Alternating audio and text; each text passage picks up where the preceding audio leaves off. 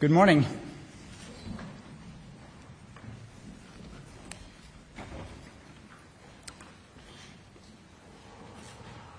The Nobel Peace Prize for 2025 goes to a brave and committed champion of peace, to a woman who keeps the flame of democracy burning amidst a growing darkness. The Norwegian Nobel Committee has decided to award the Nobel Peace Prize for 2025 to Maria Corina Machado.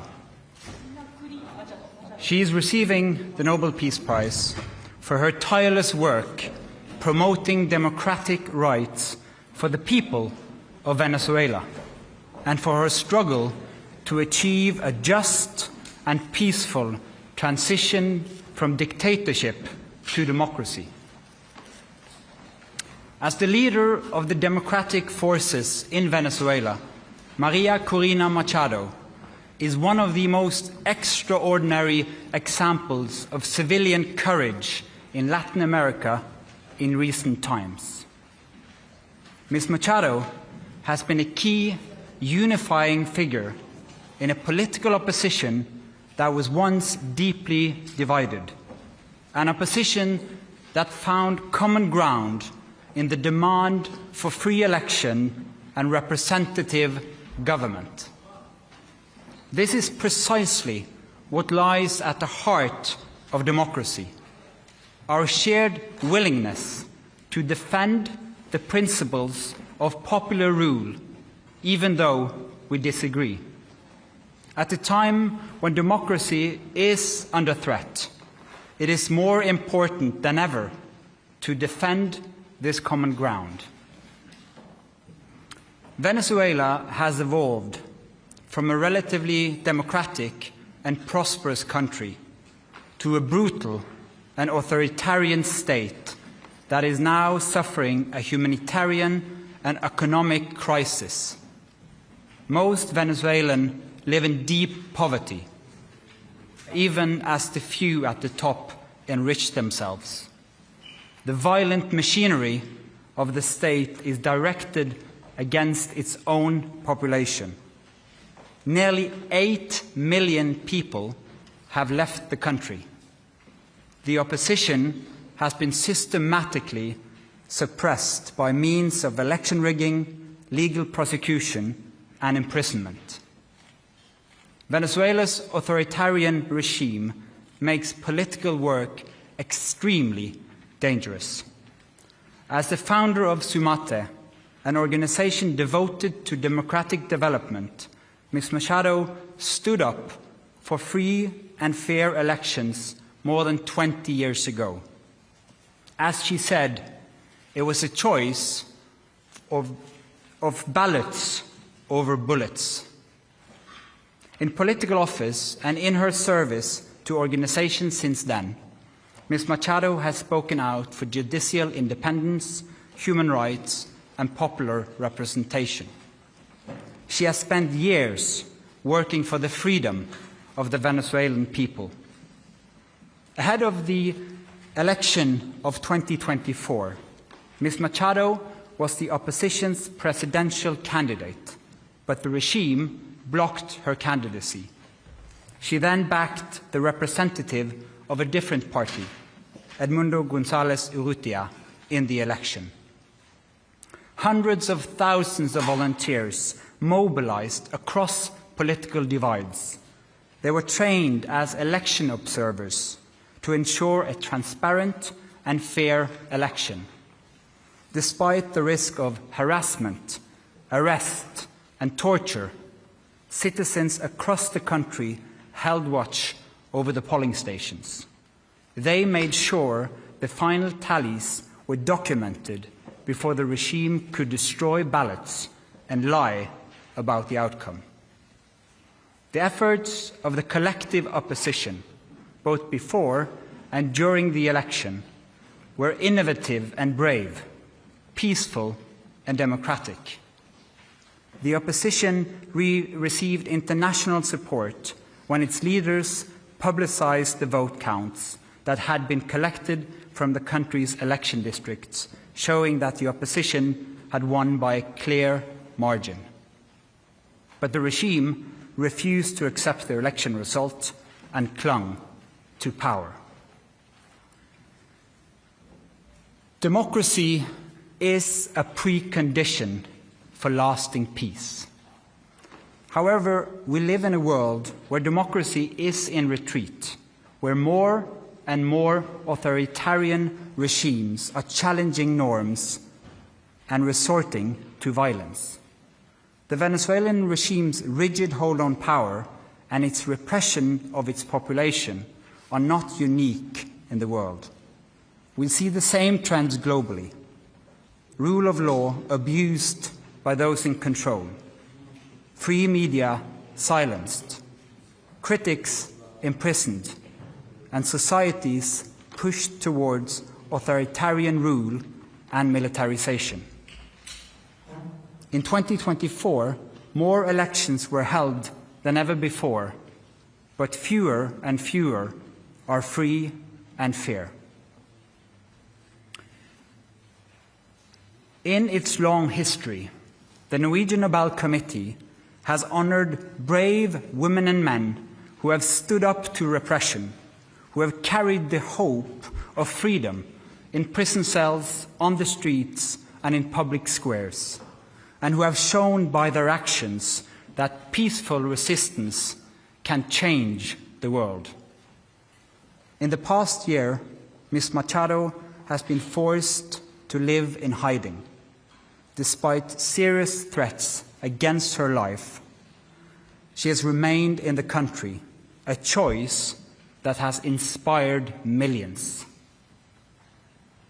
When authoritarians seize power, it is crucial to recognize courageous defenders of freedom who rise and resist. Democracy depends on people who refuse to stay silent, who dare to step forward despite grave risk, and who remind us that freedom must never be taken for granted, but must always be defended, with words, with courage, and with determination. Maria Corina Machado meets all the three criteria stated in Alfred Nobel's will for the selection of a peace prize. She has brought her country's opposition together. She has never wavered in resisting the militarization of Venezuelan society. She has been steadfast in her support for a peaceful transition to democracy. Maria Corina Machado has shown that the tools of democracy are also the tools of peace. She embodies the hope of a different future, one where the fundamental rights of citizens are protected and their voices are heard. In this future, people will finally be free to live in peace. Thank you. Questions? Mr. Chair, the attention this year has been a bit further north. How are you as a committee going to make sure that the topic of this year's Peace Prize, democratic development in Venezuela, is highlighted in the days and weeks to come? First and foremost, we hope to get your help, because the media obviously plays an important role in highlighting the humanitarian crisis in Venezuela, but first and foremost the immense and impressive work of the opposition in that country, so that they will still have hope to fight for a future of freedom for their country. Congratulations to Maria Corina Machado and the committee on the decision. But during the past months, U.S. President Donald Trump has repeatedly said he deserves the Nobel Peace Prize and he'd like to have it. He even said that it would be an insult to the United States if he doesn't get it. What does as the chairman of the Nobel Peace Prize Committee think of this, and how has this campaign-like activity by the president and his supporters, domestically and internationally, affected the deliberations and the thinking in the committee? In the long history of the Nobel Peace Prize, I think this committee has seen any type of campaign, media attention. We receive thousands and thousands of letters every year of people wanting to say what for them leads to peace. This committee sits in a room filled with the portraits of all laureates, and that room is filled with both courage and integrity.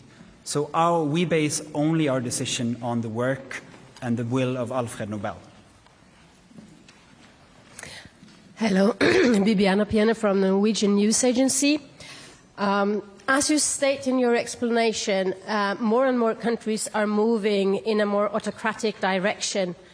Would you say that the committee, by this prize, is sending a warning to the world?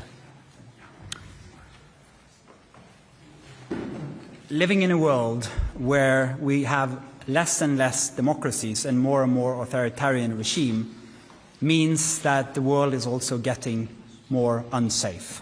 And we believe that peace, democracy is a precondition for peace. And so, yes, that is the message to the world. We need to support the democratic forces also on behalf of peace. Thank you. Mieszko Czarnecki, the Polish press agency, PAP. This is the next Nobel Peace Prize in recent years when woman has been awarded.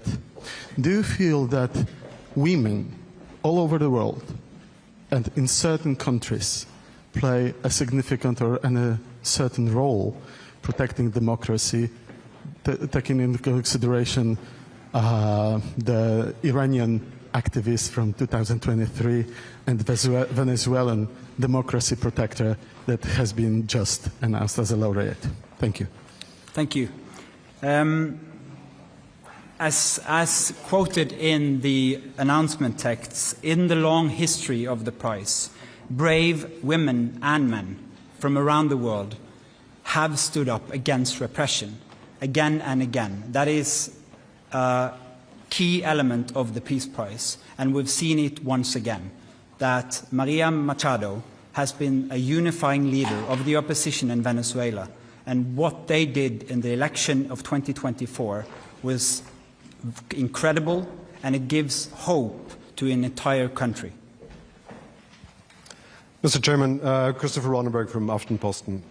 We've seen in previous years that awarding the Peace Prize to dissidents can put their lives at more risk than it already is. You mentioned yourself that she has been in hiding for quite some time. What considerations have you made when it comes to her safety and security now that she has become more exposed because of this Peace Prize? You're now touching upon some of the absolutely most difficult dilemmas in the work of the committee. This is the discussion we have every year for all candidates, particularly when the person who receives the prize is in fact in hiding because of serious threats to her life. She is very active in Venezuela, has been and will be. And so we are also taking the consideration that this prize will support her cause and not limit it. Thank you. Do you expect to see her in December in Oslo? Again, a question of security. It's too early to say. We always hope to have the laureate with us in Oslo, but this is a serious security situation which needs to be handled first. Thank you.